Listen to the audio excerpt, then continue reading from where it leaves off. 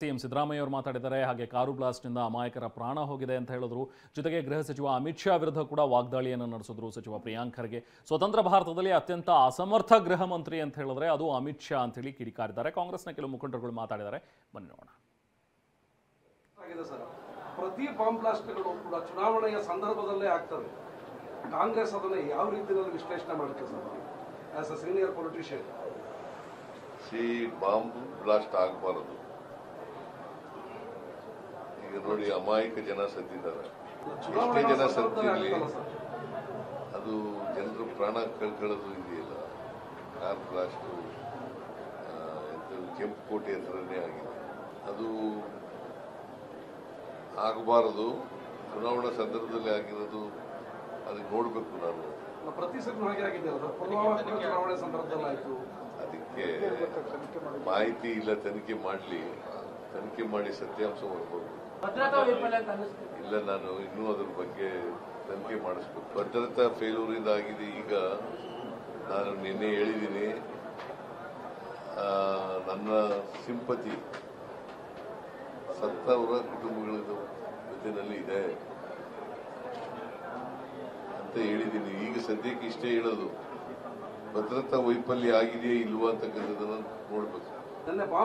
ಸ್ವತಂತ್ರ ಭಾರತದಲ್ಲಿ ಅತ್ಯಂತ ಅಸಮರ್ಥ ಗೃಹ ಸಚಿವರು ಯಾರನ್ನ ಇದ್ರೆ ಅದು ಅಮಿತ್ ಶಾ ಅವರು. ಇನ್ನು ಎಷ್ಟು ಜನ ಪ್ರಾಣ ಕಳ್ಕೋಬೇಕ್ರಿ?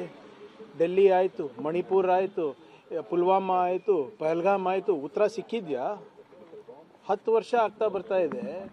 ಈಗ ಒಬ್ಬ ಗೃಹ ಸಚಿವರಾಗಿ ವೇದಿಕೆ ಮೇಲೆ, ಚುನಾವಣೆ ವೇದಿಕೆಯಲ್ಲಿ ಹೋಗ್ಬಿಟ್ಟು ಭಾಷಣ ಮಾಡ್ತಾರೆ. ಬಾಂಗ್ಲಾದೇಶಿಗಳು ಬರ್ತಾ ಇದ್ದಾರೆ ನಮ್ಮ ದೇಶದಲ್ಲಿ ಅಂದರೆ ಯಾರು ಜವಾಬ್ದಾರಿ ಇದು?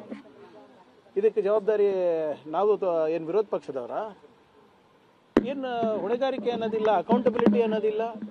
ಮಾತೆತ್ತಿದ್ರೆ ಅಭಿನವ ಸರ್ದಾರ್ ಪಟೇಲ್ ಅಂತ ಹೇಳ್ಕೊತಾರೆ, ಮಾತೆತ್ತಿದ್ರೆ ಚಪ್ಪನ್ ಸಿಂತ ಸೀನಾ ಅನ್ಕೋತಾರೆ. ಇನ್ನು ಎಷ್ಟು ಜನ ಅಮಾಯಕರು ಪ್ರಾಣ ಕಳ್ಕೋಬೇಕು ಇವ್ರು ರಾಜೀನಾಮೆಗೆ? ಏನಕ್ಕೆ ಅಷ್ಟು ಹೆದರಿಕೆ ಅಮಿತ್ ಶಾ ಅವ್ರಿಗೆ ಕಂಡ್ರೆ ಮೋದಿ ಅವರಿಗೆ? ಇವ್ರದೆಲ್ಲ ಗುಟ್ಟಿ ರಟ್ಟಾಗುತ್ತೆ ಅಂದ್ಬಿಟ್ಟ ಗುಜರಾತ್ ಎಲ್ಲ ಗುಟ್ಟುಗಳು ಇವ್ರದ್ದು. ಇದು there is a limit for everything. ಜನರ ತಾಳ್ಮೆಯನ್ನು ಪರೀಕ್ಷೆ ಮಾಡ್ತಾ ಇದ್ದಾರೆ. ಈ ಬೇರೆ ಯಾವುದಾದ್ರೂ ದೇಶದಲ್ಲಿ ಇರ್ಬೋದು, ಇಷ್ಟೊತ್ತಿಗೆ ಗೃಹ ಸಚಿವರು ರಾಜೀನಾಮೆ ಕೊಟ್ಟು ಹೋಗ್ತಾ ಇದ್ರು. ಇನ್ನು ಎಷ್ಟು ಜನ ನೀವೇ ಹೇಳಿ? ಸಾವಿರಾರು ಜನ ಆಗಲೇ ಇಂಥ ಕೃತ್ಯಗಳಲ್ಲಿ ಜೀವ ಕಳ್ಕೊಂಡಿದ್ದಾರೆ. ಇಂಟೆಲಿಜೆನ್ಸ್ ಫೇಲಿಯರ್ ಆಗ್ತಾ ಇದೆ. ಖುದ್ದಾಗಿ ಹೋಮ್ ಮಿನಿಸ್ಟರ್ ಬಿಹಾರ್ನಲ್ಲಿ ಹೇಳ್ತಾರೆ, ಮಧ್ಯಪ್ರದೇಶನಲ್ಲಿ ಹೇಳ್ತಾರೆ, ಉತ್ತರ ಪ್ರದೇಶನಲ್ಲಿ ಹೇಳ್ತಾರೆ ಬಾಂಗ್ಲಾದೇಶಿಗಳು ಬರ್ತಾ ಇದ್ದಾರೆ ಅಂತ. ಹೆಂಗೆ ಬರ್ತಾ ಇದ್ದಾರೆ? ಯಾರು ಬರ್ತಾ ಇದ್ದಾರೆ? ಯಾರು ಜವಾಬ್ದಾರಿ? ಹೊಣೆಗಾರಿಕೆ ಇಲ್ವಾ ಇವರಿಗೆ? ಏನಾದರೂ ಫಸ್ಟ್ ಅವ್ರು ರಾಜೀನಾಮೆ ಕೊಡಲಿ, ಅದಾದ್ಮೇಲೆ ಮುಂದಿನ ಮಾತಾಡ್ಬೋದು. ದೆಹಲಿಯಲ್ಲಿ ಈ ಘಟನೆ ನಡೆದಿರೋದು ನೋಡಿದಾಗ ರಾಜಧಾನಿಯ ಕೇಂದ್ರ ಬಿಂದು ಕೆಂಪುಕೋಟೆ ಅಂತಕ್ಕಂಥದ್ದು ಭಾಳ ಜನಬೀಡಿರ್ತಕ್ಕಂಥ ಪ್ರದೇಶ.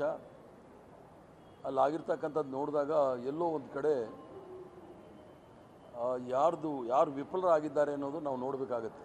ಕೇಂದ್ರ ಸರ್ಕಾರ ಮತ್ತು ರಾಜ್ಯ ಸರ್ಕಾರ ಎರಡೂ ಸಹ ಒಂದೇ ಪಕ್ಷದ ಇರೋದರಿಂದ ಎಲ್ಲೋ ಒಂದು ನಾವು ಆ ಇನ್ಫಾರ್ಮೇಷನ್ ಅಂತ ಇಂಟೆಲಿಜೆನ್ಸ್ ಇನ್ಫಾರ್ಮೇಷನ್ ಎಲ್ಲೋ ಫೇಲ್ಯೂರ್ ಆಗಿದೆ ಅಂತೇಳಿ ಎಲ್ರಿಗೂ ಸಹ ಭಾವನೆ. ಪಹಲ್ಗಾಮ್ ಆದಮೇಲೆ ನಾವು ಹೆಚ್ಚಿನ ಎಚ್ಚರ ವಹಿಸಿದರೆ ದೆಹಲಿಯಲ್ಲಿ ಆಗ್ತಕ್ಕಂಥ ಘಟನೆಯನ್ನು ತಪ್ಪಿಸ್ಬೋದಿತ್ತು. ನಿರಂತರವಾಗಿ ಹಾಕ್ಕೊಂಡು ಬರ್ತಾ ಇದೆ, ಯಾರೂ ಸಹ ಅದರ ಹೊಣೆ ತೆಗೆದುಕೊಳ್ತಾ ಇಲ್ಲ. ಪಹಲ್ಗಾಮ್ ಇರ್ಬೋದು ಅಥವಾ ಆ ನಂತರ ಆಗಿರ್ತಕ್ಕಂಥ ಡೆಲ್ಲಿ, ಯಾರಾದರೂ ಒಬ್ಬರು ಹೊಣೆ ಹೊರಬೇಕಾಗುತ್ತೆ. ಯಾರು ಜವಾಬ್ದಾರಿ ಇದಕ್ಕೆ, ಈ ವಿಫಲತೆಗೆ ಅನ್ನೋದನ್ನು ಹೊಣೆ ಹೊರಬೇಕಾಗುತ್ತೆ. ಆದ್ದರಿಂದ ಮುಂದೆ